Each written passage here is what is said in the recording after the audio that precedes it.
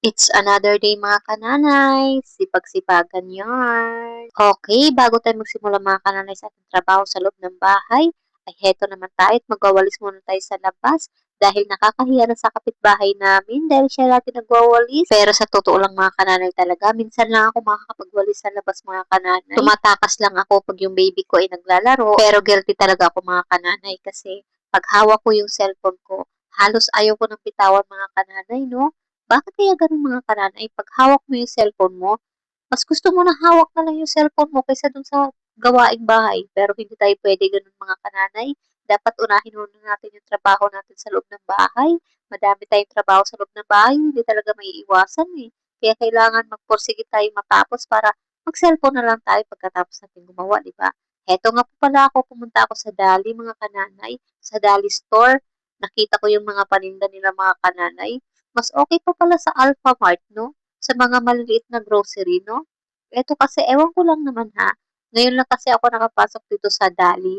Kaya, ngayon lang siguro ako nakaano. Parang hindi ako sanay mga kanan. Nasanay kasi ako dun sa maliliit na sari-sari store na siksikan yung mga paninda. Kaya pala ako napadpad dito mga kananay dahil inutusan ako ng aking jowa na bumili daw ako dito ng manok, isang buo, dahil malinis nga po dito mga kananay at tanghali na ako nakapunta dito mga sa kanto namin mga kananay pag tanghali na nakaligpit na lahat ng mga paninda nila, yung mga ulam, nakaligpit na talaga yung mga paninda nila. So, wala na akong mabibili talaga doon. Kaya dito ako pumunta dahil dito sa Dali, talagang merong ulam talaga dito na frozen nga lang siya. Pero okay lang kasi malinis din naman siya, di ba mga kananay? Hindi ako nasiyahan doon sa Dali mga kananay. Dito talaga ako sa maliit na tindahan kung saan sanay ako mamili mga kananay.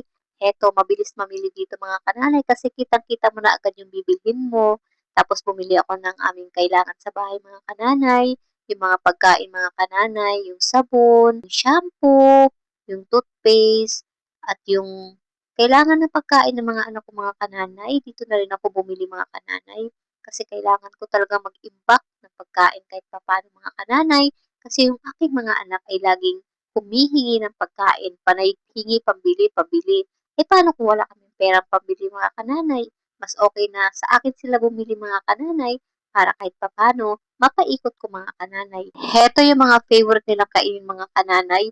Hindi sila magsasawa dito sa mga pagkain na to. Puro naman po biskwit ito mga kananay kasi gusto ko puro biskwit yung kakainin nila. Hindi po ako bumibili ng chichirya mga kananay kasi masama sa katawan yun mga kananay kaya mas okay sa akin na puro biskwit na lang sila.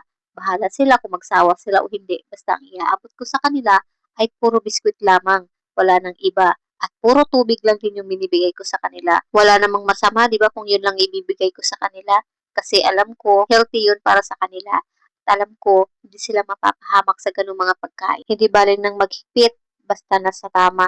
Huwag lang yung puro lang tayo go, pero napapahamak yung ating anak. Hanggang dito na lang mga kananay. See you in my next vlog. Bye!